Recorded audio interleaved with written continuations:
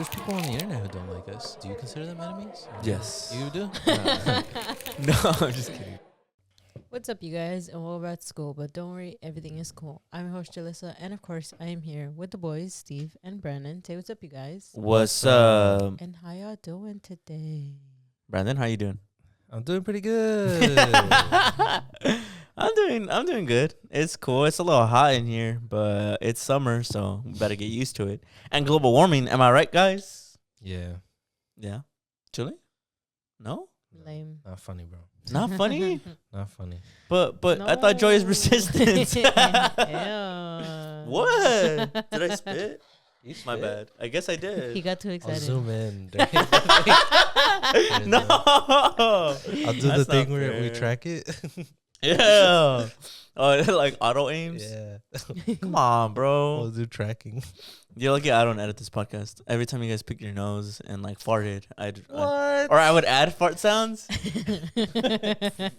Like when you guys are talking, and it'll be during a serious moment too, and then everybody would think you guys rip ass the time? mid speech, Yeah. yeah. Or burps and stuff. I'd probably add burps, Burps? yeah. And then I'd probably add sneezes and shit. I don't So you- find burps embarrassing, though. Julie, do you?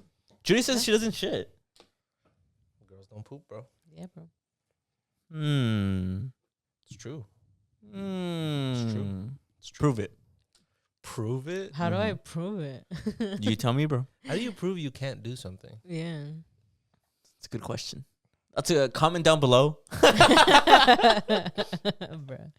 Bruh. But I guess it might as well just jump right into it, right? Into this new delicious treat of an episode that we have for people, right? Mm-hmm. So the first thing we want to talk about is right now a really popular documentary going around is about Astroworld. Have you guys heard about this? Yes, we have heard about What is the name of the documentary? None of us have actually I think seen it, but we it. I lived think through. it's called what happened. Astroworld Trainwreck? Something like that? Disaster? Disaster. Oh, it's oh. No, I don't know. I don't know what it's actually called. You're right. It's called Trainwreck. I was the only reason I want to laugh is because I looked at the Astroworld documentary, and the first one that came out was Travis Scott, "Look, Mom, I Can Fly." But I'm pretty sure that's That's his own. his own documentary about how much it was like an amazing experience. But we just want to talk about it because we remember back when it happened, and now so many more details have come It out. happened in 2021? It happened in 2021. Yes, Yeah. November 5th. Were you already doing Primo's Cheetos at that time? Because we talked about it then. I remember that. We might have just started. Jill, do you remember? 2021. We might have Yeah. already. Yeah, we We might had have just started because we started. In We were like, talking about it on Primo's Cheetos. I wonder what we were saying. I hope we weren't saying anything fucked up. No, I think I don't think we were. I don't think we ever were. I fucked don't. up Yeah, on I don't think we were Primo's all ever really fucked up. In the beginning, maybe we had more goal because we had like just fucking like Cheetos. No, Patty with the fatty I watching? I remember we talked about because there was a 10-year-old who passed away during that. mm-hmm. And I remember at the time everybody was saying on the internet at the time, why is there a 10-year-old there? And I remember we said on the podcast something like, well, I doubt they went expecting to die, right? Yeah. Yeah. Like, you know. I also remember when it happened, a bunch of people had snuck in, right? Yeah. I wonder if that's true. Or just It I is remember true. at the time It is people were true. saying, yeah. did sneak in. I mean, for the most part, at festivals, people sneak in. Like, you just see people hopping the fences. Yeah. Oh, really? For basically like majority. Well, the fact the main things that that went wrong is the what do you call it? Not the planner, the host. What do you call it? What's the name? Production manager? No, like the event the manager? event, the people who basically sell the tickets and all that. Yeah. They oversold the event. By Really? I think what was it, 5,000 tickets? A good amount. You can probably look it up. Yeah. I have the details, so I and can read then them all. also people snuck in. They didn't have enough security, and that was basically what led to. They also talk about in the documentary. I haven't seen the documentary, but I've seen clips of it where they talk about the way the stage was set up. Was basically kind of like a trap where it was kind of pushing people into this, I guess, swell of people. Really? It was just a really bad setup considering all the things that went wrong. I think the concept of just like there's just so many people that like not even like a gun or a stab wound or a natural disaster is what like causes you to die. It's just literally the proximity of other people. Yeah, there's like- a bunch of people's weight. Because I remember, have you guys ever heard of the one that happened in South Korea? No. The stampede. It wasn't. I mean, it was a semi stampede. I'm gonna look it up. It's if I remember, it was the details of it was that apparently they were celebrating Halloween, and the only reason why it's popular in South Korea is because there used to be a U.S. military base there, so it became kind of like an outlet for Americans to also go there. Um, and it I think is known as one of the biggest like crowd crushes of all time. Yeah, 159 people died Jeez. in just that crowd crush. But a lot of people were bringing it up because I did see Astroworld on TikTok, and people were bringing that one up. Yeah. And in that one, people talked about how like people being were so close together that people's body warmth was heating everybody up, Yeah. and people literally felt like their like insides like basically start boiling up. Yeah. Isn't that crazy? Yeah. I remember after like hearing about that and then Astroworld, I was actually telling one of my coworkers this that like now because they taught you about like crowd safety now. Like after all these situations happen. So usually when I go to festivals, I think they say that it's best when like you're going into crowded places to kind of protect like your chest. So like putting your arms Interesting. in front of you. So for the most part, when I go to festivals and I'm going through a crowd, I usually just have like my arms near my chest now. Oh damn! I always when I go through crowds, I always raise my like hand up, and I mean obviously probably not protecting myself well, but I've noticed that raising my hand like all the way up, people see it and they'll start like, oh okay, like let me move out of the way, move out of the way. I don't know why, but it always works. I mean, that's just the thing that people do at festivals to kind of guide everybody, and then especially if you're the guider, that way the person all the way in the back can still see you. Yeah. At least that's what some people also do. I just noticed that it really works. Like just telling people, excuse me, people don't move out of the way. But if you raise your hand, I don't know if it's because people are also lit. Like they think like, oh, I guess like they gotta get through. I remember when I went to the Full in Love festival. Since I went by myself, I went like all the way to the front, and it was so funny because I think people thought that like I was moving through them and as an emergency, and I was kind of playing that up too. I was like, I need to get through. I need to get through. Excuse me. I need to get through. And everybody's like, oh my God, oh my God, oh my God. And then they were like moving out of the way. But I just wanted to get through because I needed to go. I wanted to go in the front. Yeah. But I have the timeline of the tragedy if you guys want to hear about it. Yeah. It happened in Astroworld Festival. It was day 1 of day 2, of 2 days. My bad. It happened in Houston, Texas, at around 9 p.m. during Travis Scott's headline performance. What happened as Travis took the stage? The crowd surged forward, causing a deadly crowd crush near the front of the stage. You said that happened too, and when you went right to what's it called, the festival that Tyler the Camp Creator Lo. hosts? Oh yeah. Well, it didn't. Not like that. They just. I don't know if it's always been like that, but I feel like after that happened, obviously people take it a lot more seriously. Where they were like, everybody take 10 big steps back. Do you remember that? Yeah, well, because after Astroworld, every single artist after that, when people were going like forward, they kept telling everybody go back because I think it was like the whole thing of like the artist didn't pay. Like in this instance, it was Travis Scott didn't say anything. And so then artists started doing the same thing of like, y'all need to take steps back. Yeah, because I remember, well, they show it in the documentary too, that people got on stage to tell Travis Scott to stop the show, and he didn't. They also told him in his in-ears that what was happening. Oh, really? They had told him that he needs to stop playing, and he didn't do it. And then I think they were saying that he went even 10 minutes longer after that, when his like what his set time was. Supposedly that's what it said in the documentary. Like I've seen just clips on TikTok. I haven't watched it, but at least according to the clips from TikTok, they had told Travis what was happening, or at least they think that somebody did tell Travis because he had his in-ears, but they were like, somebody should have told him at least what was going on. And then they spoke to somebody who told him like he needs to stop like now, and he didn't until then. And what was crazier was the fact that he went 10 minutes longer. Well, people in the crowd too were screaming at him. Yeah. Being like, stop, there's people dying, we can't breathe. And he kept singing. There was also another clip circulating. It's not from Astroworld. I don't think it's from Astroworld, or at least not from that one, where he's at a concert or a festival, and he's being like, yo, all the people outside, hop the fence, get in here, like sneak in. Security, leave them the fuck alone. Damn.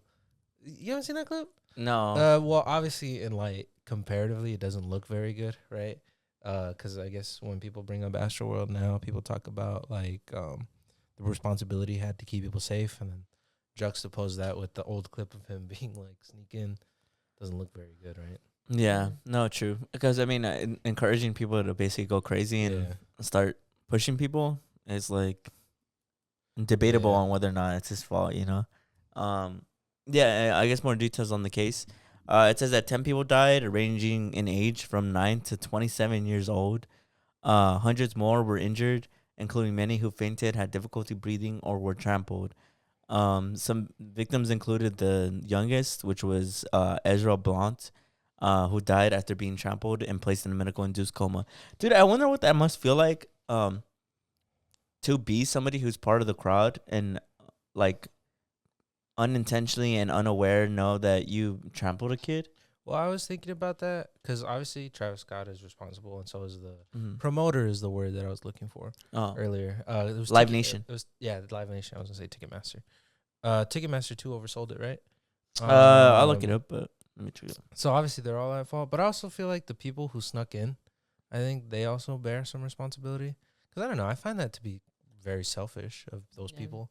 Kind of the epitome of greed. Your actions, like you had to see that show knowing that you're not allowed in and there's consequences to your actions, and that led to people getting crushed, right? And I think that's usually planned when they plan to like sneak in. I think some of them probably try to, I mean, you have to look at where you're gonna jump or hop the fence. I think there's like some sort of at least plan to like get in and be like, well, I'm not gonna pay all that price, I'm just gonna sneak in. Well, according to my research, it says that they were permitted. They were in the capacity of what they're allowed to sell tickets by the city. And that the reason why a lot of people think that they were oversold was because they were actually, the medical staff and security were understaffed. Yeah. The barricades created dangerous choke points, especially near the main stage. The layout did not allow people to exit easily once they got trapped near the front. Yeah, I remember I saw like a diagram of it, that it was T-shaped.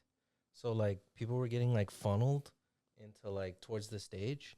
So there wasn't like an exit for people to go in. So it's basically like packing people in. I feel like, even though I know, do you guys think Travis Scott has some sense of not that he has some sense, like he's thinking about actively, but do you think he has any blame? Like, do you think he deserves any blame for what happened? Yeah, of course. Yeah. I mean, I feel like him or his people saw the layout of everything. And I think for somebody who has reoccurring concerts and stuff, I feel like that's something that you should already know. And if you don't, I just think that's really weird that you don't practice safety. You know? Yeah. No, I get you. Because I think, like, yeah, this was at an outdoor festival. And, like, but I get that sometimes he'll have indoor, like, festivals, too. But it's always, like, you need to know or practice, like, safety as well. Like, there's things that have happened in the past to other concerts and stuff. Yeah. So it's, like, how are you not already aware of those things? For the amount of times that there's already been so many concerts going on. People talk about how this happened at Woodstock. Something similar, 89? right? 90? I forget. The 80s, maybe? Was it when Korn performed, or was it when... don't recall. Let me see. Look it up. So, yeah, to Julie's point, it's not like this is unheard of, you know? I think just for me in general is the fact that people were telling him, you know, like, stop the show, stop the show, stop the show. Somebody got on stage and told him there's people dying, stop the show. Yeah. I think there's a clip circulating where you could see somebody getting taken out on a stretcher, like right in front of him, right? Yeah, I think so. And so and I think it's the fact that he encouraged people as well to like kind of sneak in. And I mean, he kind of knows his audience of like, I think he knows that they're also like wild and stuff, of like, cause his music is, and the way he is, right? Like he really is like that type to be like, oh, let's like mosh pit or whatever. And I think that's why there's at least partial blame to him, because I think just overall, like, he encouraged a lot of the sort of bad things. Yeah, no, 100%. Sorry, I was just reading about the Woodstock thing. Yeah. Yeah, I see that. He said that he apparently didn't know how bad things were until after the show, but I feel like anybody would say that. Yeah. You know, if they feel guilty, Yeah. like I didn't know. You know, it's easy kind of Yeah. excuse to throw out there. I also I bring it up because I'm like, that must like really poison your spirit.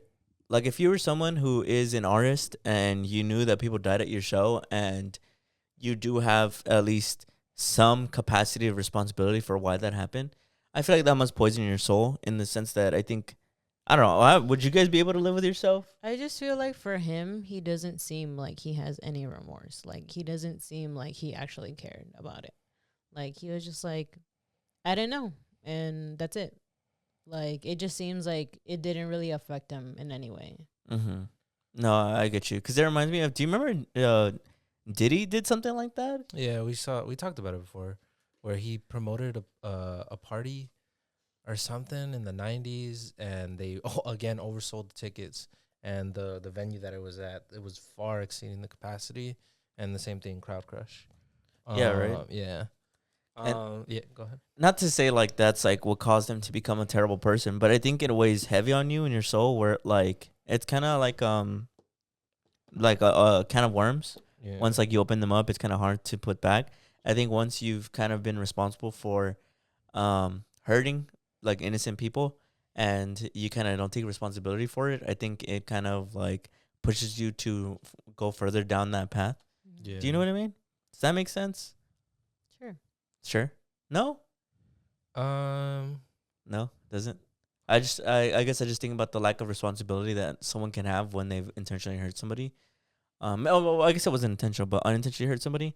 I think sometimes that like leads you down a path that you continue to do that vicious cycle of hurting individuals. Do you get me, or do you think that's always just been part of them? I think that's always been part of them. I feel like they, because the way I think he made it seem is that he's kind of a guy who gives no fucks, and like he's just like, yeah, that happened, you know. And I feel like that's why you can tell of how much it was very irresponsible.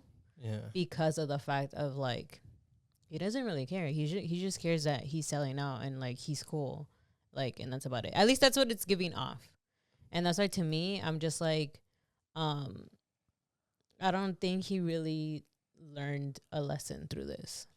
I get you. Wow, it says that Travis Scott has cited Diddy as being one of his inspirations for how he runs events. Jeez. Isn't that crazy? Jeez.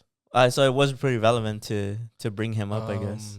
And then for him to do the same thing. No, yeah. I mean, I think it just in general, I feel like obviously it's tragedy. And I think that, I guess for me, when I hear about this kind of stuff, it's hard and tough to hear that, like, I don't know, because I think to me I see like a bunch of greed and irresponsibility. Because I think there's so many people at fault, where I think they prioritize like obviously money versus people's safety. Yeah. You know, and that's always leads to tragedy when that happens. And I think that's because none of them were held accountable, I think. Yeah. I think I saw at the end people of the documentary, they post that the court ruled that there was no criminal charges against anybody, which, you know, I understand people's frustrations because it's like, well, then who do you hold accountable? Like, you know, yeah, I just feel like I don't know, it's weird because a lot of the I guess promoters or event people, because it was weird too, because knowing all that and then going to like Camp Vlog, because I feel like I've been to raves, but it's always just a complete open space. I usually when I go to the front, there's nothing like, there's no border that's really like or barricade that's really like blocking anything. It's always just open space. So it was weird going to Camp Vlog, which was the first non-EDM festival that I had gone to, and seeing the way that it was built, because when you go all the way to the front, there is like this barricade. And so then it was weird when they would tell people to back up, because it's like, but how are people supposed to back up when there's a barricade there already? Like that wasn't even VIP. VIP was on a different like on the right side of the stage. So it was just weird that the way that everything is structured, because there is supposed to be like openings in the middle if there are barricades, which is would be like the emergency exits where people would kind of just hop the fencing and kind of exit, which is why those areas always have to be cleared. So I just think that I don't know if who is at fault. Like I'm guessing that would be like the venue people or whoever is in charge of setting those barricades up. But I just feel like I think a lot of stuff was just what is it, like negligence? Yeah. Like I think just a lot of things were kind of not planned correctly. And I think it caused people, to suffer through that. Which really sucks because it's like I think just more on the like festival and all that stuff. For sure after that there was the aftermath of like everybody was scared. And I mean, for them, it was just like, I think every single person who created that festival was to blame. Whether it was like from, the promoters, Travis Scott, Live Nation, all that stuff. I think they were all mostly to blame because nobody cared about safety. It all just seemed that it was just for profit. Yeah. No, I agree. I think also moving the conversation on a little bit, what's interesting, I guess, is seeing people's reaction and the way that they sort of address the tragedy that happened. Like what you said with the TikTok. What was it? Oh, I don't know if you guys have been seeing it. There's a lot of people who post the song Astro Thunder, where it's got that kind of like twinkly ending. They'll be like, imagine gasping for air and this is the last thing you hear. And then you know how people are in the internet where the comments are all edgy. Yeah. I didn't bring this up to like make a big old conversation about it. I just more think I saw that post and I was like, isn't that a little weird? Like just because obviously the comments are they're inappropriate and fucked up, but I think the post in general is also a little weird too. Imagine dying to this song. Right? Yeah. It's a little tone deaf. No, I agree. And the reason I bring it up and I ask you about it is because I had seen this TikTok that came up on my For You page promoting Prime's documentary about the Astroworld incident. I don't know if you guys have heard about it, Concert Crush. And they were basically saying that it's the superior documentary than the one on Netflix because it shows more graphic stuff and it shows like the more like, I guess, graphic photos of the victims, of the people who died.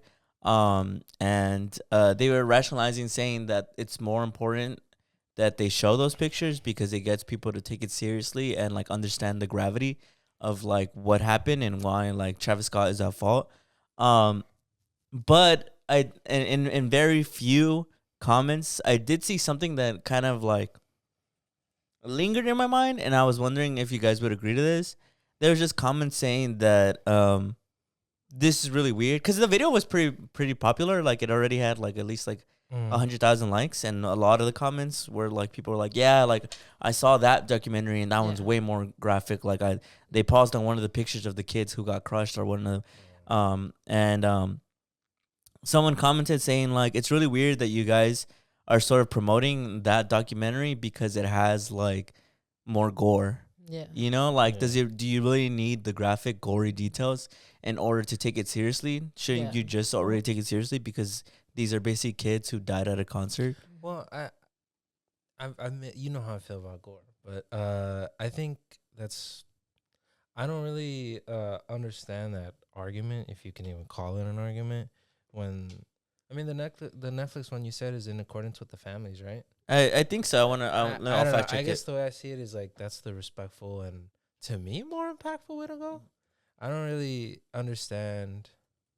I don't know. Do you get what I'm trying to say? I feel like working with the families and seeing the impact of the families and humanizing the victims, I think is the better way to go because it's like, those are people. That's why people want responsibility, What would be what's the word when like you see something consistently and then you kind of like don't desensitized? Like I feel like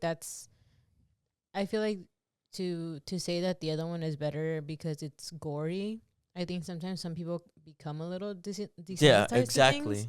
And I think to that point, like, I don't think there really is an impact anymore.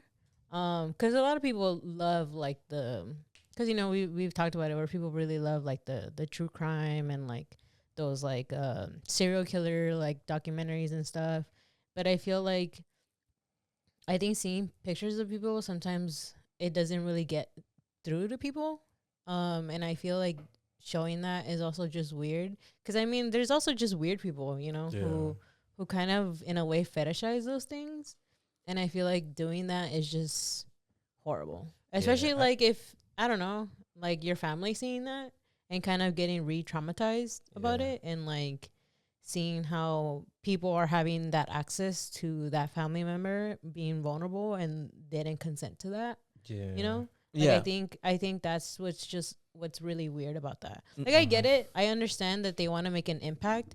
But I think, like how you said, like, how is it that just telling you about it isn't already making the impact, you know? I also feel like, to me, if you really want, if your goal is awareness and wanting responsibility, wouldn't you be like, watch both of them?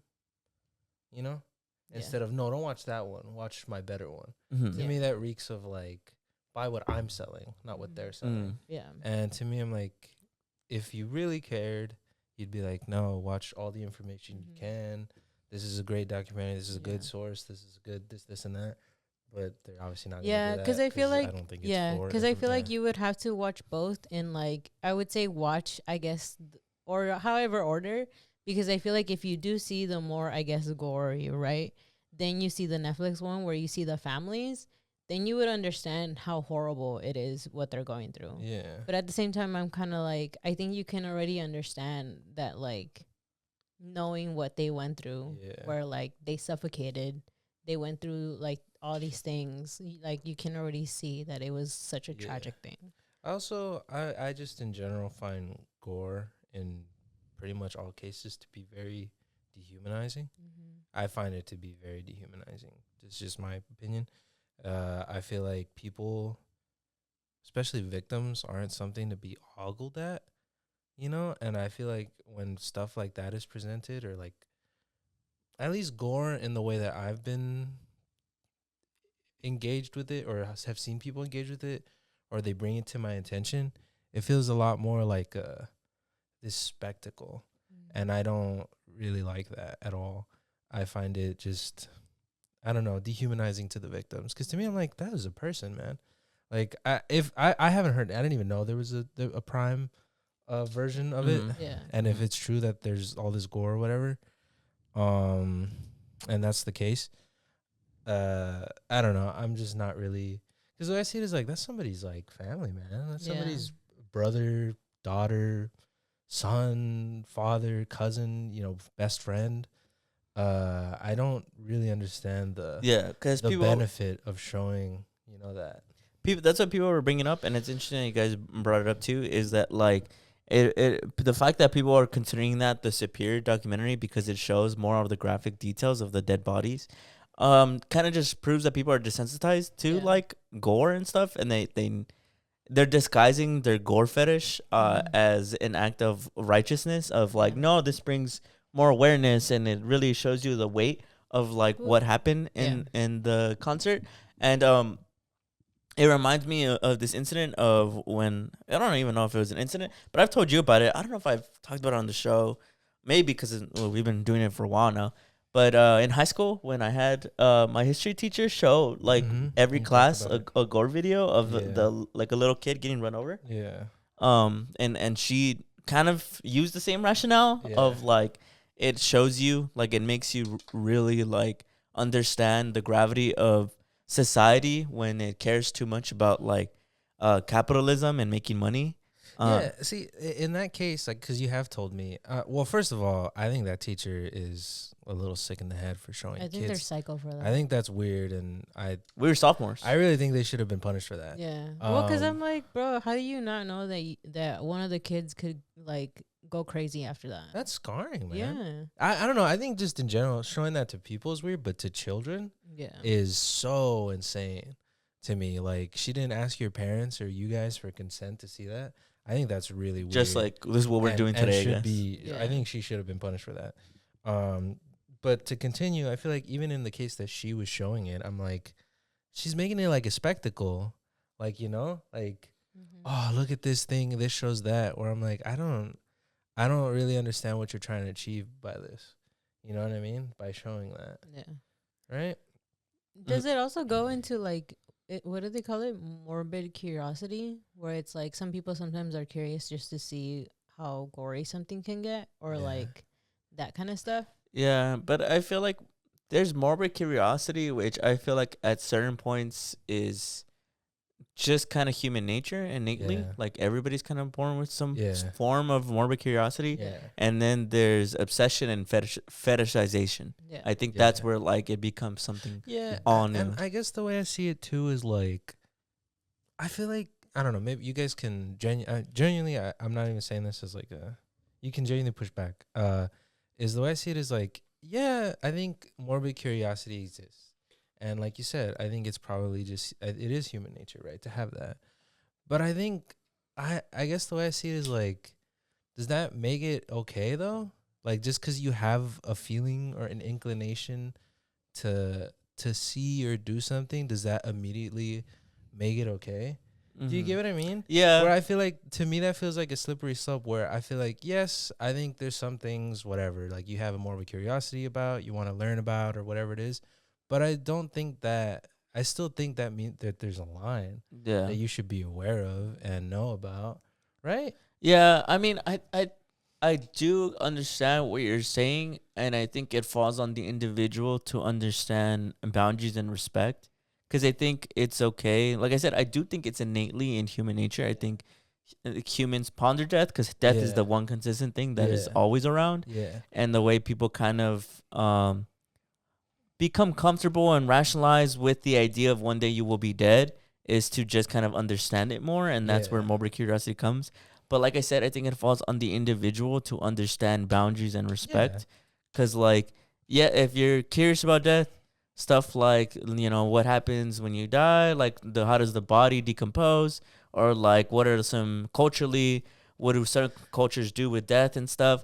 But then when it starts to be like, but I want to see like the inside of like a human body, and like I want to see what people look like after a car crash. I just think that there's ways to educate yourself, and like you said, operate within boundaries and moral boundaries.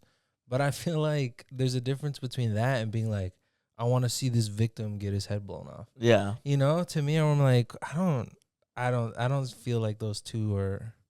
Yeah, because like, the way I see it, and this maybe sounds kind of crazy, but like the way I see it is like when you have sex with your partner versus porn, right? Like, then sex, you could see it as like something intimate, or something that like is very personal and very much like okay for them, like in the world, right? Like sex is okay. But then you go to porn, and porn is morally ambiguous because of one, like kind of all the social norms, the themes that are being played. Like a lot of people say porn encourages like rape culture, you know, like you get what I mean? Like I know maybe it sounds like a reach, but you get what I'm saying? Like to me, morbid curiosity is innate in human nature the same way sex is, but porn isn't, and neither is gore videos or any graphic pictures that you can get from the internet. Do you get what I'm saying? No? Kinda. Julie? Does that make sense? No? Kinda. Like I just think death is just a human thing like that happens in life the same way sex is just a human thing that happens. Everybody's born with morbid curiosity. Everyone's born with the feeling of wanting to have sex.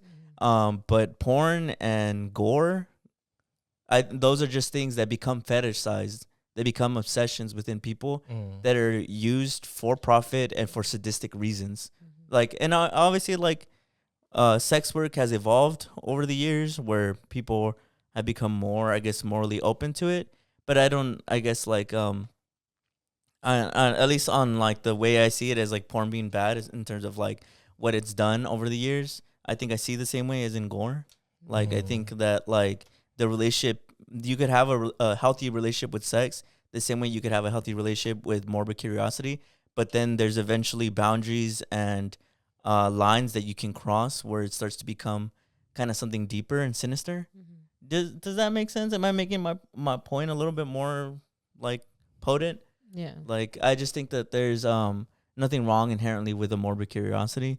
I just think it's the way that it kind of gets capitalized and has especially evolved in society that's made it feel like a slippery slope. Like, as in, people take it more to extremes. Yeah. Literally, like a slippery slope. Like, I don't think there's anything wrong with morbid curiosity. Like, I just think that death is probably one of the hardest things that people have to kind of sort of like come to terms with. I guess the way I see it is like, I don't know. I guess in my mind, it feels like a different conversation for me, where I feel like, to me, I'm just like, gore, and like in the way that I've seen people engage with it, I'm always genuinely hearing about people seeing victims of something, whether it's a victim of a murder, of a suicide, a tragedy. And to me, I'm like, I find it very strange and honestly a little, to me, disturbing and inappropriate that you want to see that. Because to me, I'm just like, I don't know. Like, I there's something about it where it feels like it's lacking in consent. Like, to me, I'm like, they're a person. That was a person. They didn't want that to happen to them. And I really doubt they or their family really wants you to be ogling out that and being like, this is so cool and fascinating.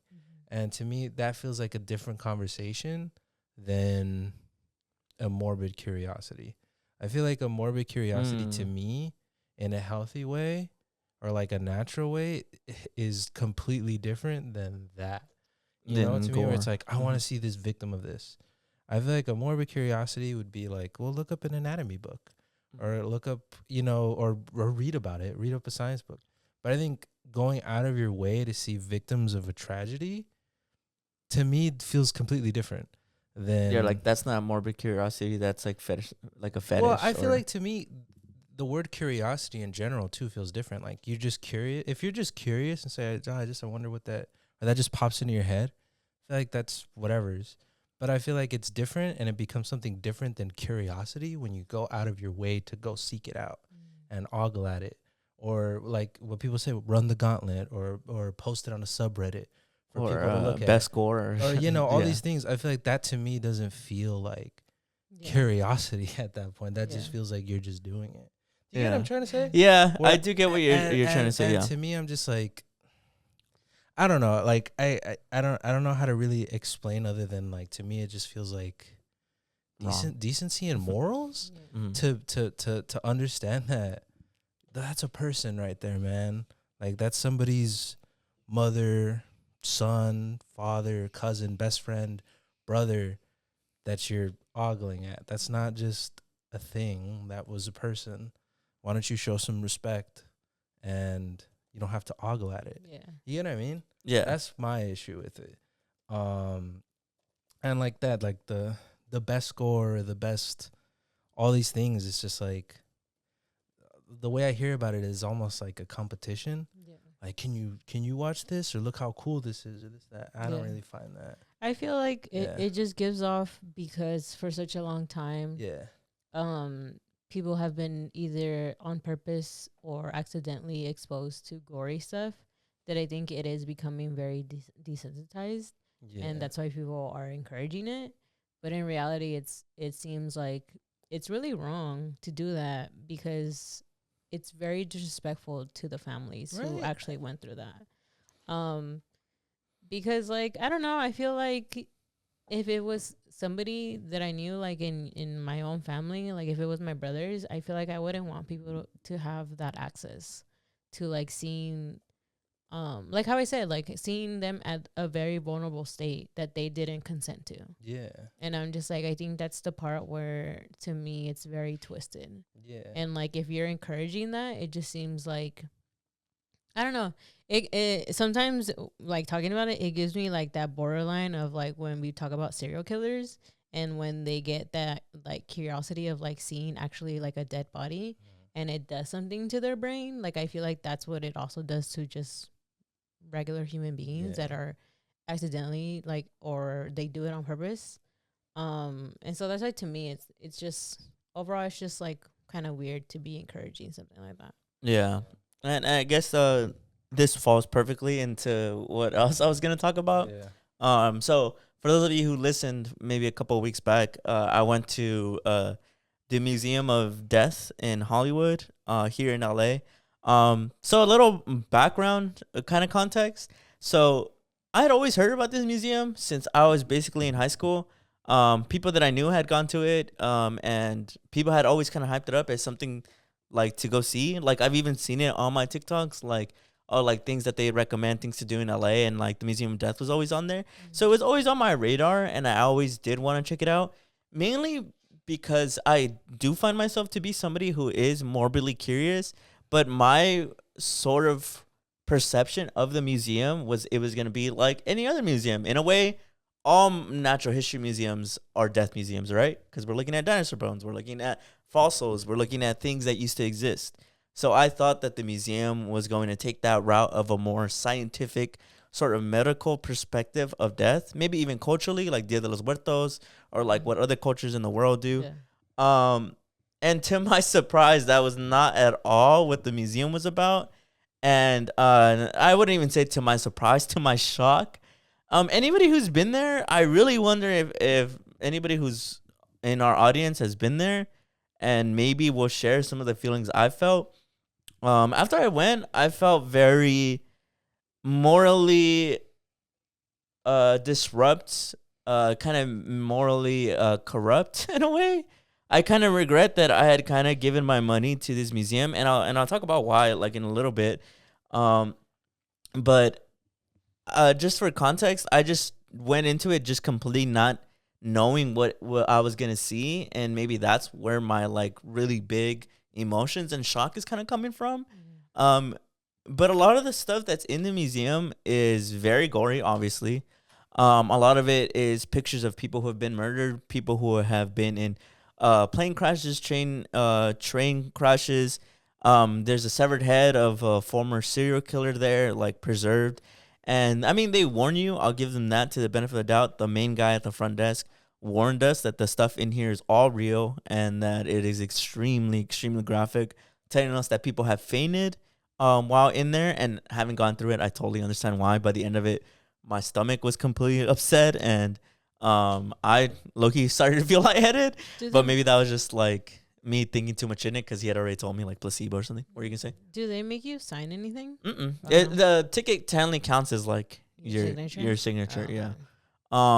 And so I guess I'll go over just off the top of my head, like no structure or anything, some of the things that I saw that really stuck out to me. One of the biggest ones was they had this about a dozen pictures of this one crime that had been committed, where this couple had killed their landlord for the apartment, and then they went on to go on a couple of days of drugs and sex and mutilation in their apartment while still playing with the landlord's dead body. And all those pictures showed them playing with the landlord's dead body. I'll describe it, so I guess trigger warning for anybody who maybe is a little bit more sensitive to those type of things, because I am about to describe some graphic stuff. So the pictures, what they showed was they had cut off the guy's head, and they were taking pictures of it naked. I have no idea why they were naked. I guess that's what drugs and being in love would do to you. But the woman was fully naked in the picture, no clothes, but was posing, big smile with the severed head. Severed head was purple, gray, bleeding, had dried out, had clearly been dead for a while. The guy had took a picture of him shoving his bare foot, probably was naked too from what it looks like, shoving his bare foot in the severed head dead body guy's mouth. And then just more dozen pictures of them with the dead body, posing with it, smiling with it. Like, and I guess what's mind blowing is that from the pictures, the woman and the man don't necessarily look like drug addicts or bad people. They look like normal people. which makes it more unsettling in a weird way to understand that, like, I guess people like this just That could be walking. anyone. Yeah. So that was one of them. And to what purpose? Just to show, because it's the death museum, I guess. To what purpose? Just to show, like, that this is crazy, and it is crazy.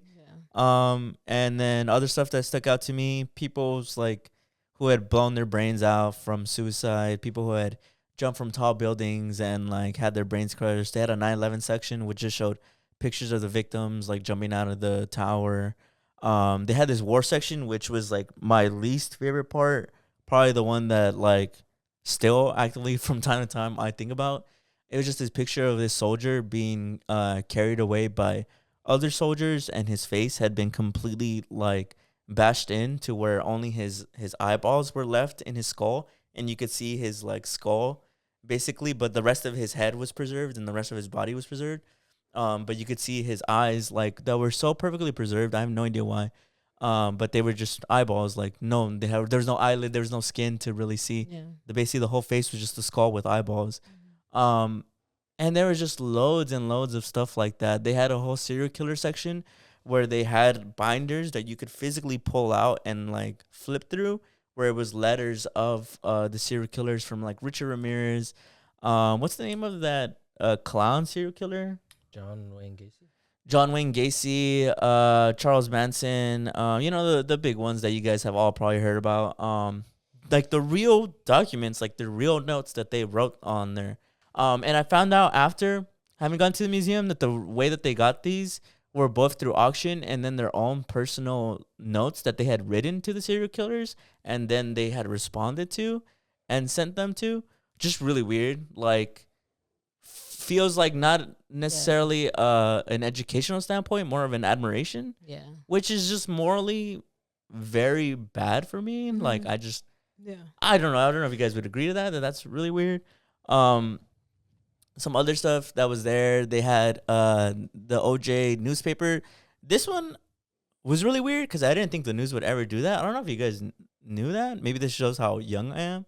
But it was like a newspaper clipping of the O.J. Simpson murders, and on it, they had the picture of, like, Goldman's body and O.J.'s deceased wife on there, like, cut up, gory. Like, you could see the stab wounds. You could see Nicole, right? You could see Nicole's, like, literally slashed up neck there. I didn't see this because I didn't look at the merch either, but I saw online they sell also merch that kind of glorifies a lot of the violence and murders that happened. So they had one of the Black Dahlia. And for those of you who don't know, the Black Dahlia was, like, cut in half through the middle, and they were earrings. So one piece was her bottom half severed, and then on the other piece is her top half severed, and you could buy them as earrings. That's weird. And merch is weird. Yeah, and so that was one that was really controversial that they were selling there.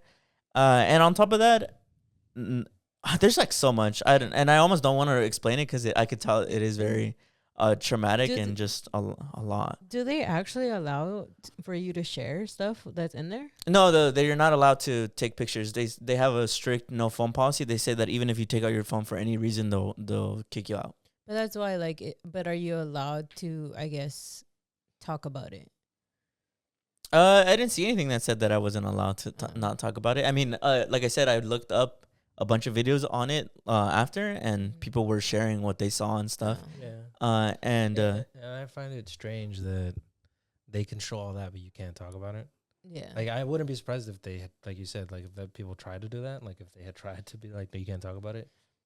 But the only reason I ask is because, like, then it just seems that they know what they're doing is wrong. Because, like, they don't want whatever is in there to get out because of how horribly wrong it is of what they're showing. Because I feel like. So you guys agree it's wrong? Yeah. Yeah. Well, because But I'm telling you, it's just weird because I just feel like how you said, like, you know, there's museums, right? And, like, I guess that could be the argument that everything is dead.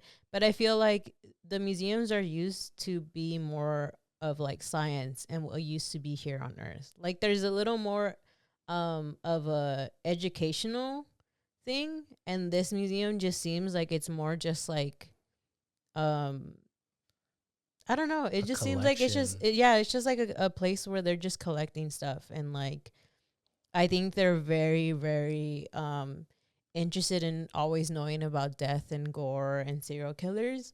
Like it doesn't seem like it's anything educational. Like it doesn't seem like there's a purpose other than like I thought this was interesting and this was cool and this looks cool and like I just created this museum for it. I guess like I think it's just really it's really just weird. Yeah, I guess for me I'm just like what like, and I'm asking this like in a genuine question. What's educational about that? Yeah. Like, what can you genuinely extrapolate education wise from that, other than, I guess that's what it looked like. Yeah. You know, because like you said, I think there's. I had never until you told me about it. I never had seeked it out. I had seen signs, but I thought, like you said, it was maybe just like, I don't know, anatomy or I'm telling you, like I thought like coco or some shit, like of decomposition, or how stuff like that. But this just sounds like a collection of gore, and I don't see what is at all educational about that, because I feel like there's other things that exist in documented media that if you had, you would go to prison for, and that is never referred to as, I was morbidly curious. No, you were sick for having that or wanting to see that. So there's this. I guess I'll describe a few more things. I mean, unless you guys generally want me to stop, but I just want to point out and highlight some stuff that I think stuck out to me that I was like, the one that where I really, really was starting to feel like this is wrong, and I kind of hate that I paid to be in here. It's funny enough, not the most goriest display that they had, but it was this picture of this guy not that far from the museum, and they make sure to emphasize not that far from the museum in West Hollywood. I think in the 80s, who had killed himself, not a celebrity, not some important figure, not even a personal person that they know. Some random guy hung himself from his apartment, and they have the picture of him hanging himself in his apartment. And in the picture, you see like he used the cabinet from his kitchen, one of his top cabinets, to tie the rope and hang himself from. And then next to that picture, they have the cabinet that he hung himself from, just right there on display in a glass case, just there. Like this is, and you could see from the picture that that's the same cabinet. Yeah. And to me, that's just like, and I like the not even the most gory one, but to me, it just felt so unnecessary and so kind of cruel. Yeah. Like so weird, like not even a celebrity, not even a personal person that they know, like some stranger that they just felt they had to have the cabinet that he hung himself from. It's just weird because it's like it just seems like they're using this all for profit, and like they're being so disrespectful to the people who actually went through this, whether it's like the landlord, the people who committed suicide, like getting the cabinet. It just seems like whoever created this had a collection, and then he's like, I'm gonna turn this into a museum so that it can be like, so that people don't think that it's wrong, that it's actually like for a purpose of like, I'm trying to showcase you guys something. But I think there's nothing there that like is right. I think, like I said, I think having that stuff and going out of your way to really ogle and seek out those things is weird. But I also think charging money to have people see it and making merch out of it is beyond weird. I think it's immoral. Yeah. Because I think to me, I'm just like, well, you're profiting off of these tragedies. Yeah. I'm like, how did I really doubt the families are appreciative or anything polite about what's going on there. Yeah. I'm also like, are you giving this money to the families who were affected? No, I looked it up. Like it's just weird because it's the fact that you had to buy the cabinet of the guy who did that to himself, and you had to show it at a place. Like, look at this guy. He fucking killed himself. Yeah, right. And then here's the cabinet, which is even crazier. I guess to me, it's also like... Also, it's crazy that he reached out to the serial killers and tried to get like shit from them. Do you remember... This is going to be like a strange pull, but like, do you remember Stand By Me, where they go and there's like, oh, do you want to see a dead body? And there's just a bunch of kids. Yeah. It gives that, where it's like, it seems to me like it gives immature and lack of respect. Because I think, I don't know, I just don't understand. I guess that's what I also find frustrating, is I feel like I find it frustrating that I have to explain just having respect. Yeah. Like to me, it just seems like to me, I'm just like, would you want people to see you naked without your consent? Would you want people to see your naked dead body without your consent? Like to me, I'm just like, God, like that seems like the ultimate like, ugh, like it just seems like, you know, like I don't know. Well, it was weird because I guess like when I left the museum, I just found myself sort of thinking about it, and not in a traumatic PTSD way, but I was so confused in the context that I had given prior of like, I grew up in Los Angeles. So many people talked about this museum. People really wanted to go. I saw on TikTok, I saw on media pages always promoting this museum. And so I began to sort of question myself like, damn, am I just the one in the wrong? Am I the one who's too sensitive? Am I the one who's, for in an informal way, being just like a little snowflake? I'll be nice, but you know, I want to say the B word and the P word.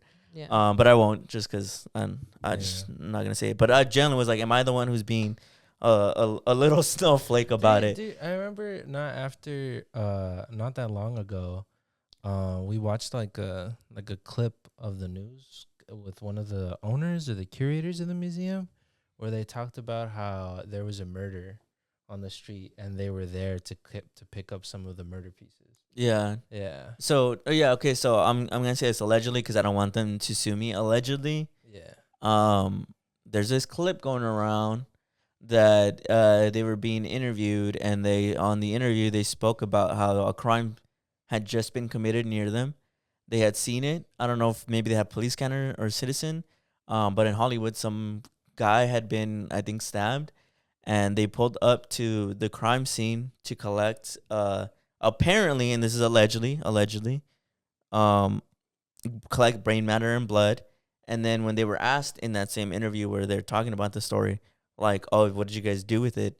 They said that it was in their fridge. That's what they said. They said they just put it in their fridge. So I think a lot of people bring up that clip, and one of the influencers who brought that clip to my attention, she said that really rubbed her the wrong way, which is almost like obvious, right? Yeah. Like, who wouldn't that rub the wrong way? Yeah. But it rubbed her the wrong way because she felt like that confirmed to them that this isn't some admiration for, I guess, the victims and death. This is more of an obsession and fetishization of people's trauma. Yeah. And then I guess to speak on more of like, oh, I thought maybe it was just me. When I did my research, I found out that there was actually a lot of people who have their gripes about the museum and have actively spoken against it. Many people, especially journalists, feel as though this isn't, and they try to escape any criticism by using educational framing. But many feel that this is actually exploitative. Yeah. And has almost minimal context that just kind of gives them an excuse to be very disrespectful and disgusting with people's traumas. A lot of people, these families, they're not getting any profit or foundation from their like a family member that was murdered, and then they have their pictures of them on there. There's this one other section, because there's also, I almost want to have a gripe with the staff a little, not necessarily the people who run it, but they have like security there on like every corner for obvious reasons in my head. I think that if you're gonna have a museum like this, you're gonna attract some dangerous people, which makes it feel very dangerous when you're in there. Makes it feel very scary. But they act as both security and sort of like educational staff, the same way in a museum would explain like what you're seeing. But there was this one specific guy. We were in this one section where, like I said, they had the severed head of this serial killer. I think it was like he was from the 1860s or something. They had it preserved there so you could see. And he was really excited in an inappropriate way, in my opinion, to really share with us that, oh yeah, this guy, he's a fan favorite.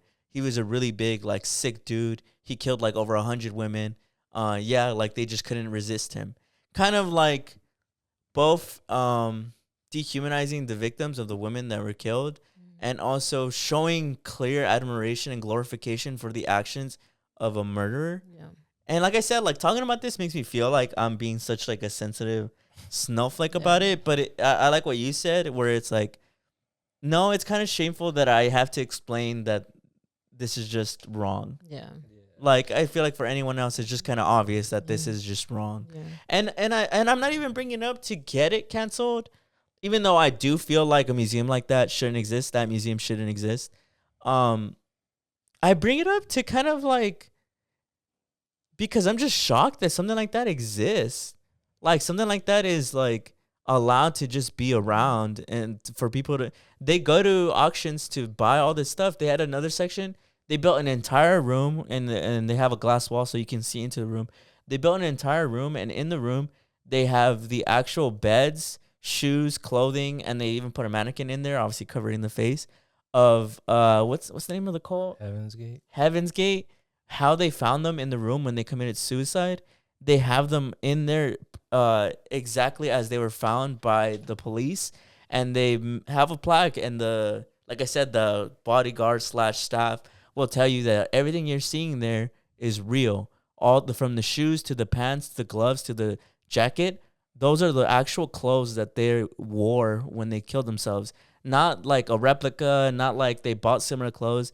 They went to an auction and they bought the clothes off of the dead bodies that they had found, and they have them displayed there exactly as they were found in their mass suicide.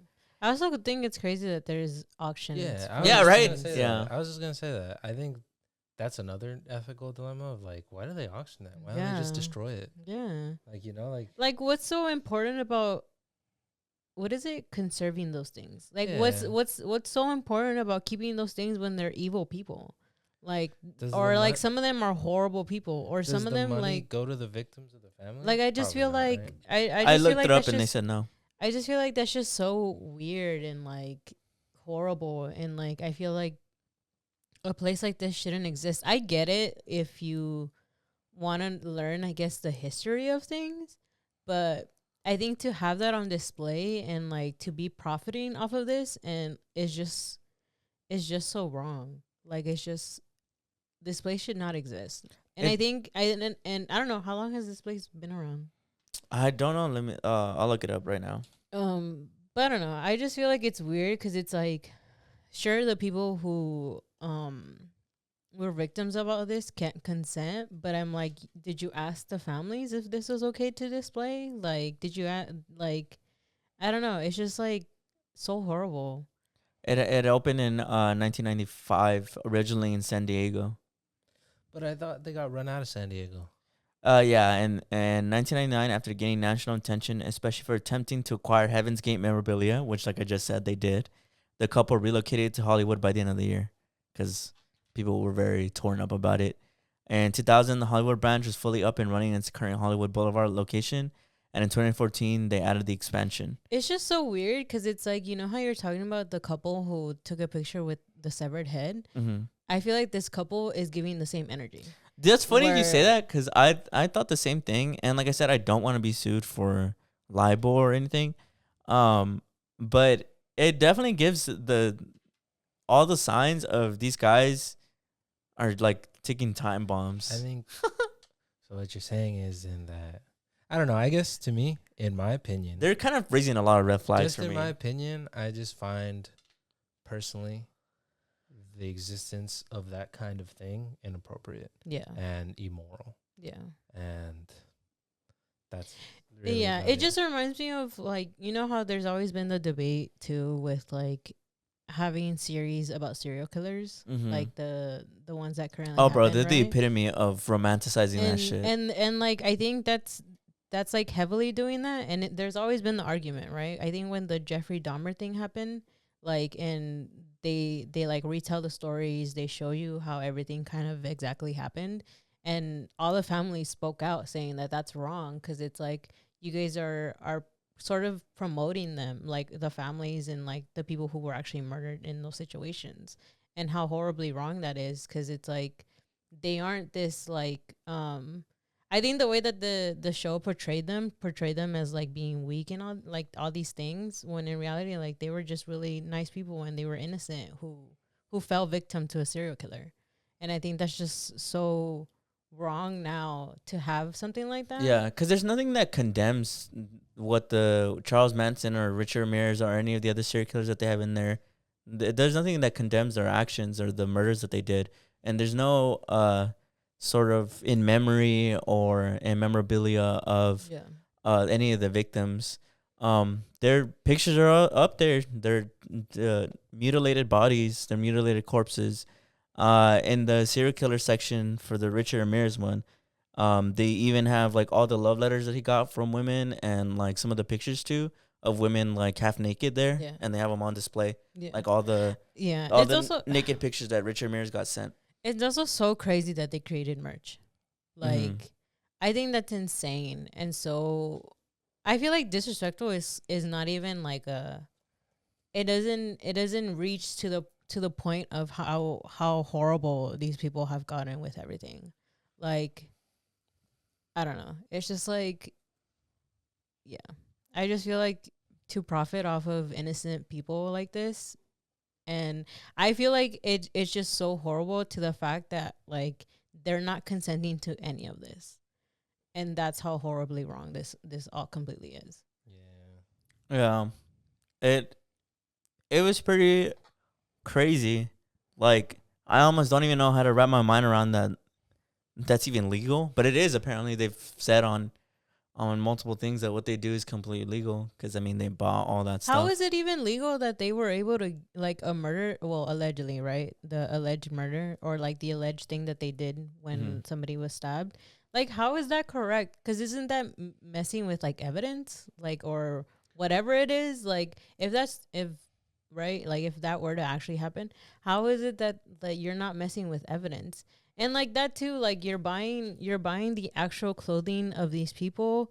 Like, how is that not tampering with evidence? Like, how does that not make it like illegal? Like, I think that's the part that I don't get. Like, how is it that they've let this shit slide for so many years now? Like, I don't know. It makes me so mad. It makes me mad of the fact of like that their money really like saves lets them slide from all these things. Yeah. Oh yeah, and then this is something that I just learned while doing research right now. They got into controversy in 2020 because they commissioned art from this guy who's called Antichrist Kramer, and he's been known to have neo-Nazi affiliations.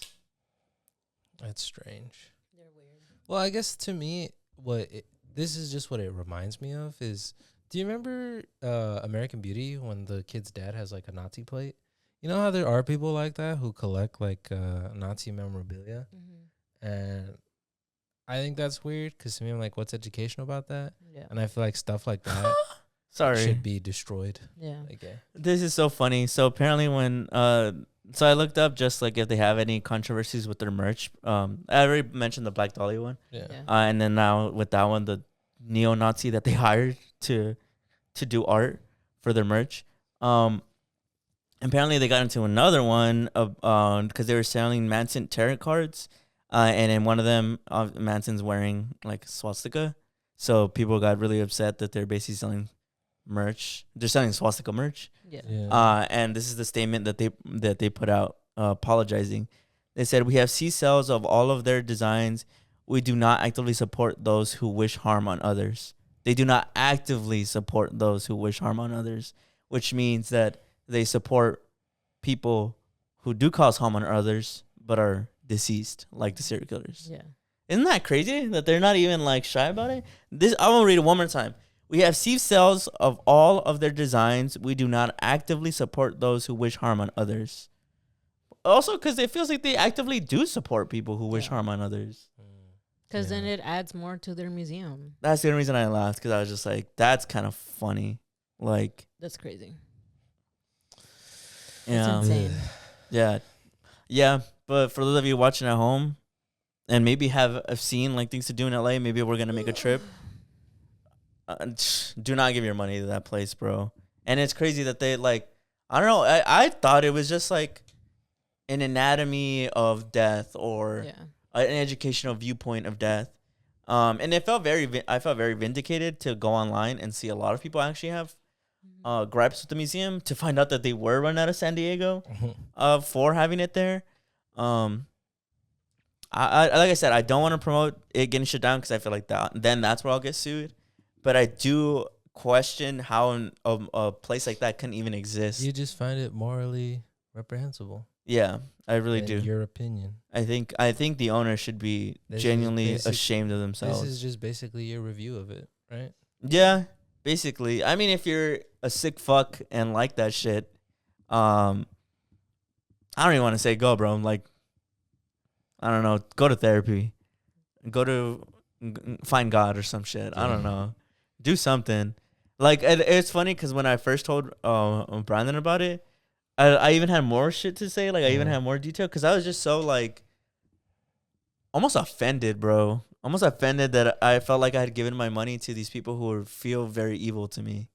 But it's fine. Like, don't ever get my money again. I do have the card, I think, in my wallet because you get to keep your ticket. But that's as much as I have as far as memorabilia goes. Luckily, that's the only thing I paid for, that one ticket that I have in there. I just, like, I can't believe that something like that exists. Like, it really questioned me. Not even questioned me, because I don't feel like I was mixed. Like, I just feel like I already thought that shit was wrong. Yeah. And it's just crazy that people like that are walking around, like, thinking that shit's okay. Like, I really want to hear how somebody's going to rationalize and, like, kind of, like, defend it. I don't think there is a rationale, personally. I think it's just people will give you the... Because I'm sure those of you at home are wondering, what do the owners say? Like, how do they rationalize their existence? And they've said over and over, I've seen it in multiple clips and I've seen it online, that the owner, specifically the wife, I assume they're married, the wife, it always says that they created this museum so that way you could go through it and come out of it and be so happy that you're alive. Be so grateful that you're alive and not dead. She says that there's been so many people who come out of it and go up to her and talk about, like, wow, this really made me so grateful to have my life. That's what she said. And that's not even like a rumor or nothing. Look it up. Literally, look it up. That's what she says.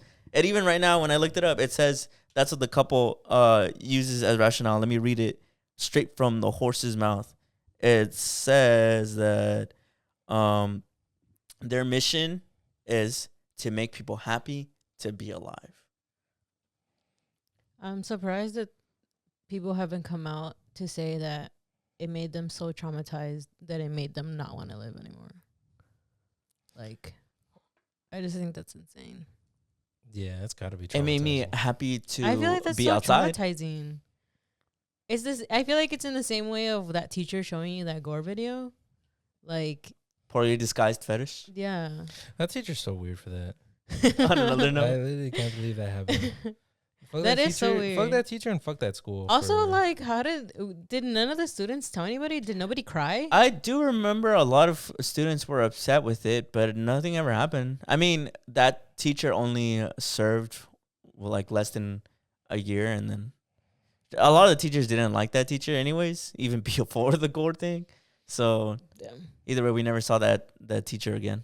So they get hired, bro. I don't know, because they did not. Also, another funny, curious thing, they did not have a phone. And they also drove a really old car that would always break down. So a lot of times they wouldn't show up to teach because the car broke down and they had no way of reaching and telling the school because they didn't have a phone. So a lot of times, it happened multiple times where the car broke down on the way to school and they just didn't show up for work. And we just didn't have a teacher.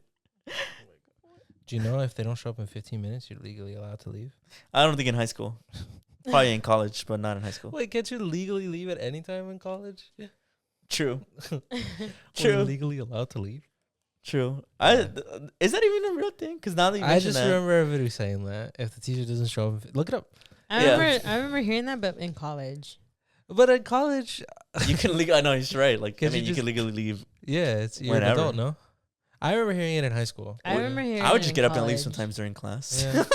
I remember hearing it in college because, I mean, you would show up and the professor isn't there, so you're like, all right, I guess there's no class or whatever. So then you would just leave. I'm legally allowed to leave. Also, because for me, there was like attendance, like it was part of your grade to go to class. But I still think it's legal, right? Yeah. Well, yeah. Let's see. Is it true? It says in most schools or colleges, there's no universal rule, but a common informal rule is the 15-minute rule. If the teacher or professor does not show up in 15 minutes after class is supposed to start, many students assume they can leave. However, it depends on 1, school policy, 2, whether a sub or email is coming, or 3, college versus high school. Colleges are usually more relaxed. High schools often expect students to stay until dismissed. Yeah. College is funny because it's like I can leave whenever I want. I know. I never even thought of that. Because there's, I mean, yeah. I mean, you and me have literally gotten up mid-class and just left. Yeah.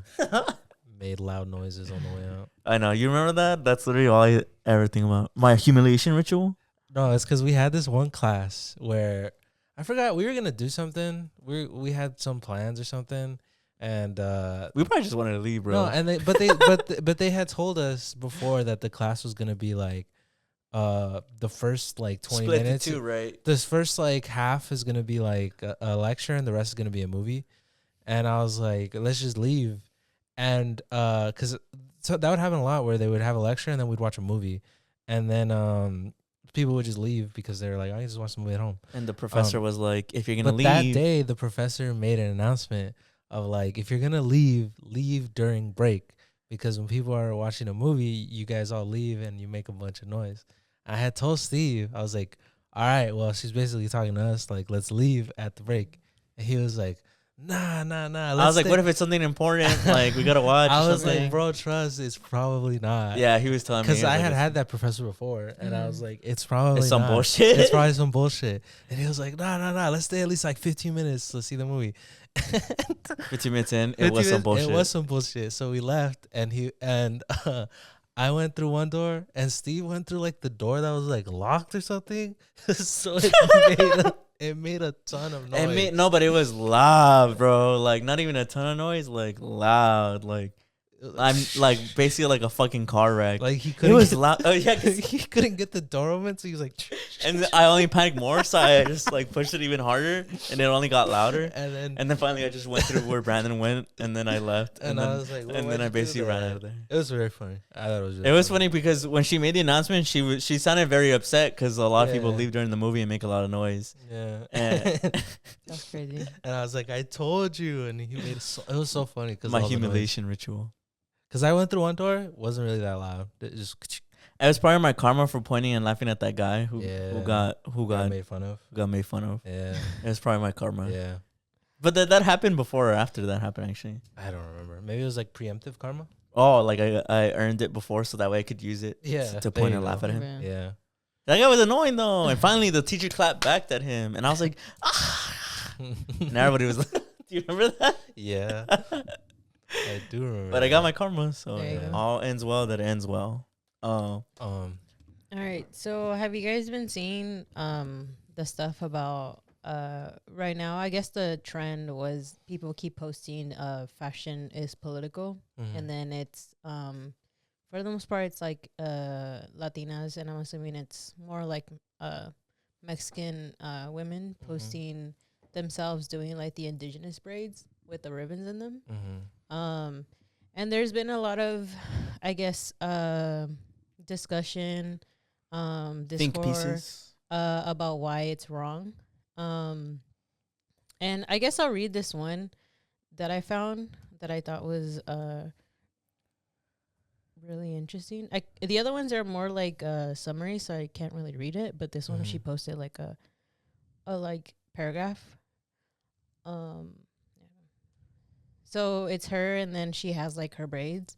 And then it says, Indigenous girls being called India Maria and Fea throughout their childhood years just for wearing our traditional trenzas endured discrimination and oppression for decades. All that just for girls to not call it coquette and trendy Mexican braids. But on top of that, we're being told to shut up because they can braid their hair if they want, which actively is erasing us and our customs and traditions, grouping us all into one. And so there's just been like an ongoing discussion about it, because it's that thing of like, they're saying that, because people are saying like, oh, anybody can do it. And especially if you're from Mexico, anybody can do it. Because they're saying like, oh, we're all, it's like the Mexican braids. Like, so that's what they are. But a lot of people are saying like, no, they come from like indigenous backgrounds. Some of them are like the Mazatecas, the Zapotecas, the Mixtecas, and then the Tijuanas. I think that's how you say it. That one was a hard one that I couldn't know how to say. But for the most part, they're all located in the southern regions like Oaxaca, Veracruz, and Puebla. And the braids really come from the roots of the rich culture, and then it's a lot of them who wear them in Mexico. It's to kind of promote like the freedom from Eurocentric like perspectives, right? Because a lot of people are also saying that it's also wrong to be promoting that or saying that it's trendy, because people who actually wear those types of braids still in Mexico are facing a lot of violence and discrimination, which is why people say that kind of bringing it here and saying that it's like a trend now is actually continuing the erasure of it's continuing the erasure of indigenous cultures in Mexico, which is why like people are kind of having this thing of like you shouldn't be doing it. And then there's people who are like saying that you shouldn't gatekeep, that we should share our culture. But a lot of people are saying that it's just an appropriation of indigenous culture.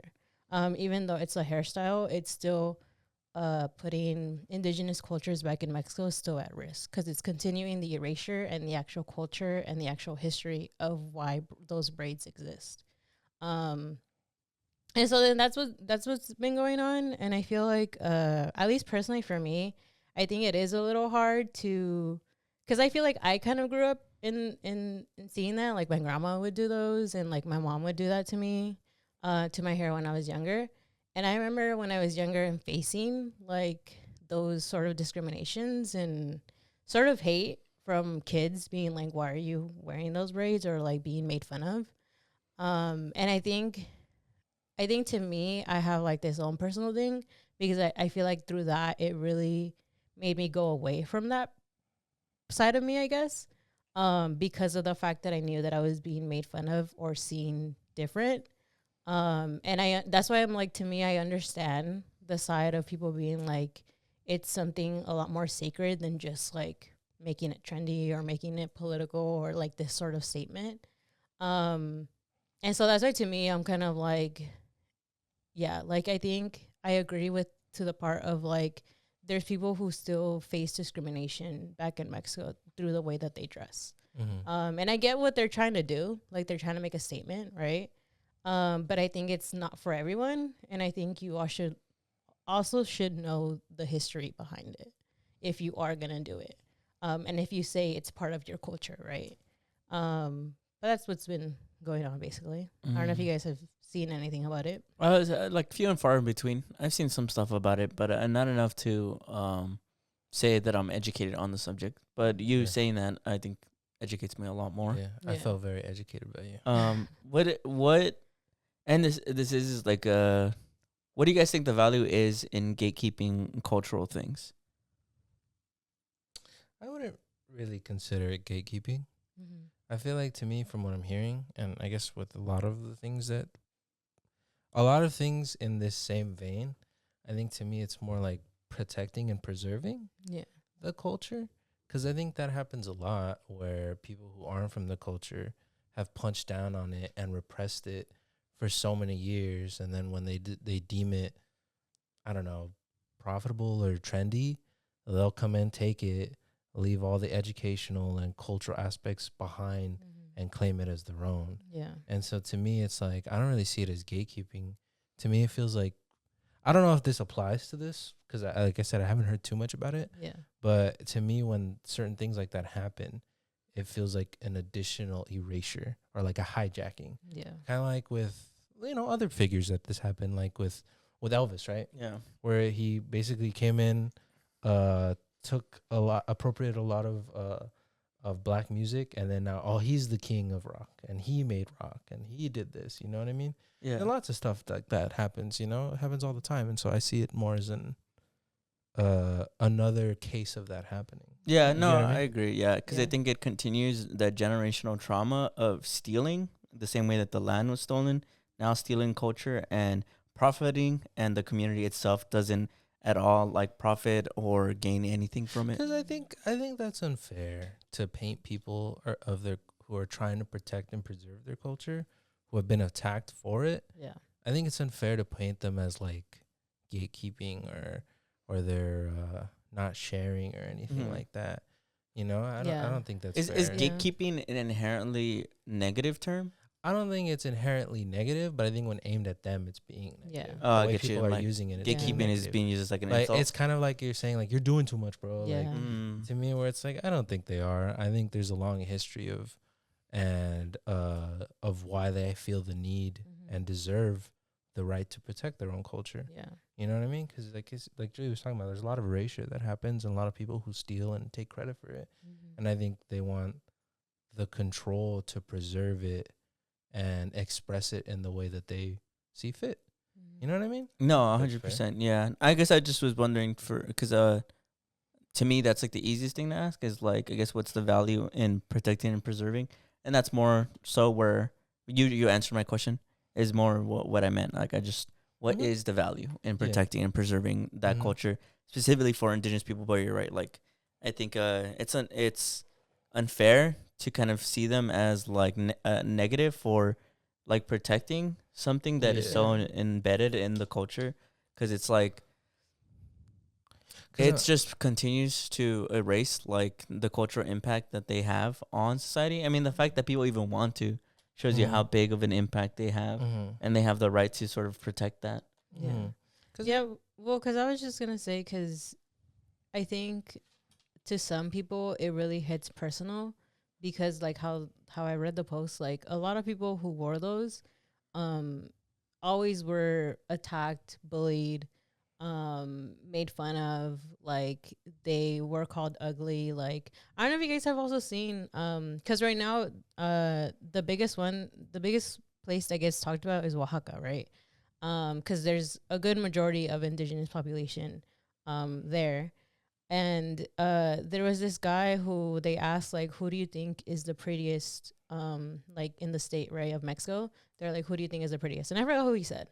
But and then he's like, who do you think is the ugliest women? And he said, oh, Oaxacan girls. And so then it's just like in that, right? In like, it's why, like anti-indigenous sentiment, right? Yeah, like in that, right? And I think that's why a lot of people take it more personal who are in those cultures, because for so long it's always been like seen in a negative light. And now all of a sudden, finally, everybody wants to do it. Yeah, right? I think it kind of adds to, I mean, specifically, I've seen it floating around because of the ICE raids, is people will post that, like, I don't know where it started, but it'll be like, you can't like the culture and hate the people. Yeah. You know, and it kind of, I guess the way I'm hearing about it is like, it kind of feels like that, where it's like, when it was on Indigenous women, it was considered ugly, something to gawk at and make fun of, want them to stop doing. But when it's on non-Indigenous women, oh, it's awesome. It's trendy. Yeah. It's this and that. It's a statement. Yeah. Like now it's a political statement. Yeah. And so I understand the frustration, you know, like absolutely. I'm trying to think of like a more, I mean, I guess this is contemporary, but like another example of that. There's something on the tip of my tongue where it's like, this happens all the time now. Like what, like fashion is political? Like, yeah. Well, yeah. Like, I don't know. Like, I think we were talking about it not that long ago, about like, Dickies or stuff like that, where I think there was a long time where it's like the baggy clothes and like stuff, like pro club, like all that, the clothing that you wear. I mean, like the Zoot Suit riots, right? Like their clothing that they were wearing was for them to be like rebellious, right? And they were, I mean, at the time they were attacked for that, but right now it's like happening in the opposite, where it's sort of being accepted, but it's being appropriated, you know? Yeah, no, because it's like, well, like we're saying, a lot of workwear was seen as like, that's just what the community wore because that's what they needed because they're the working class. Yeah. And now it's become like a fashion statement. Well, I think the one I was looking for is when you talked about like tattoos, right? Where for a long time tattoos were seen in a negative light, and that was bad. You shouldn't have that. But now they're not. You know, it's stuff like that. I'm trying to think of a very specific example of when, because that happens all the time, of cultures creating something. Yeah. Being chastised for it and told to stop doing that. Some time skips, and then another group of people decide they like it. Yeah, and they leave out the. People talk about that with the lined lips. How it was like chola makeup, and then was it Hailey Bieber took it? Yeah, glossy lips or whatever. She called it like donut glaze or some shit like that. What was the other thing that they did? It was like They basically made like agua frescas, and they're like spa water. Spa water. Yeah, they called it spa water. Or like yeah, I do remember, but I can't remember. I can't remember what the other one was. Oh yeah, it was food. Yeah, I can't remember. Somebody said either it was the tostadas, but remade. One of them apparently it was like flat tacos or some shit. Yeah, one of them apparently is satirical though. Like one of them is apparently made like to but that's make the people point, though, upset of what's happening, you know. But no, yeah, I like I said, I like Steve. I had only seen like few and far between of it. I hadn't heard too much about it.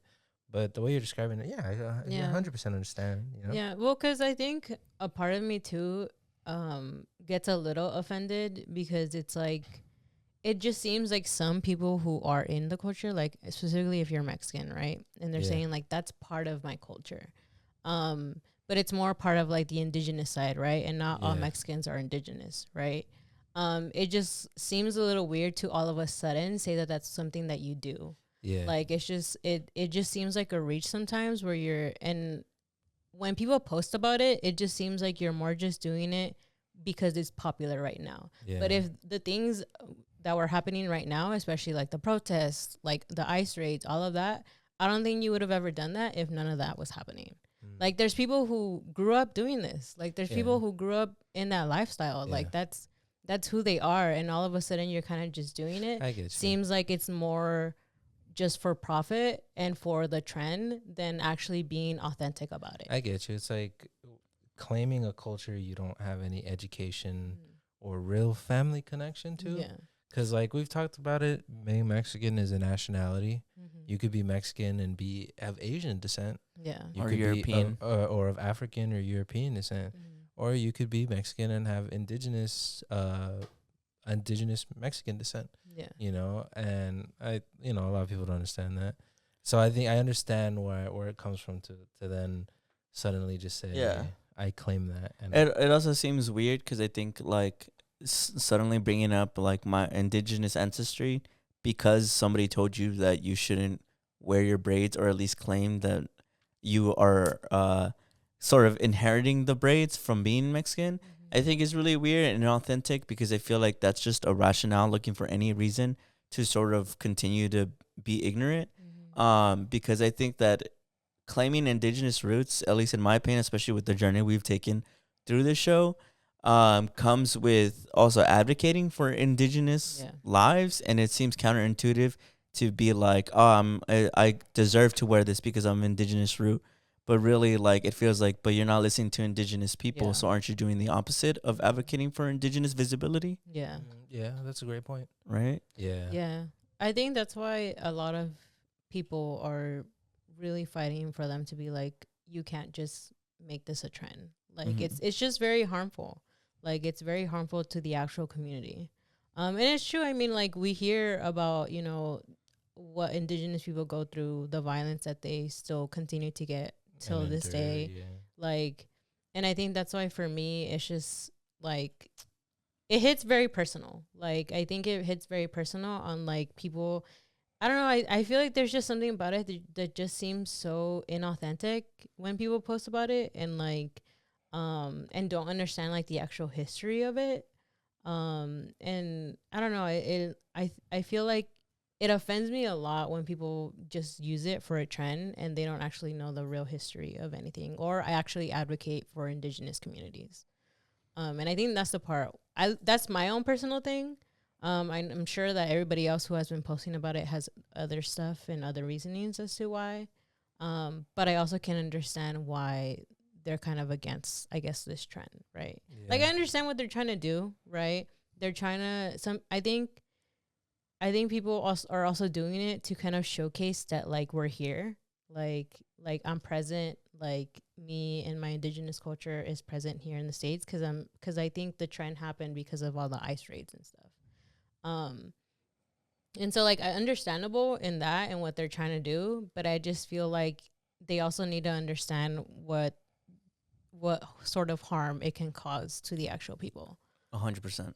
Yeah, really well said, Julie. Yeah. No. Wow. Very good, Julie. I think that was that was a neat little bow. a nice little also breather from the fucking shit that I was talking about. Yeah. That's so that feels really good. But you guys have anything left to say for this episode? Not really. Yeah, but that'll about do it, folks. Yeah. This is kind of an episode that was a little everywhere, but it was still pretty cool. Yeah. We hope you guys enjoyed it. Before we go, before we send everybody off, I'm gonna do a shout out to our patrons. Shout out to Yoel, Eli Quintero, Steven Carvajal, Altadena Rebuilt, and Diana Lara. Thank you so much for your patronage. We really appreciate it. If anybody wants to join the Patreon, our link is always in the description. Again, thank you so much for watching. We really hope you enjoy this episode, and we'll see you guys next week. Bye. Bye.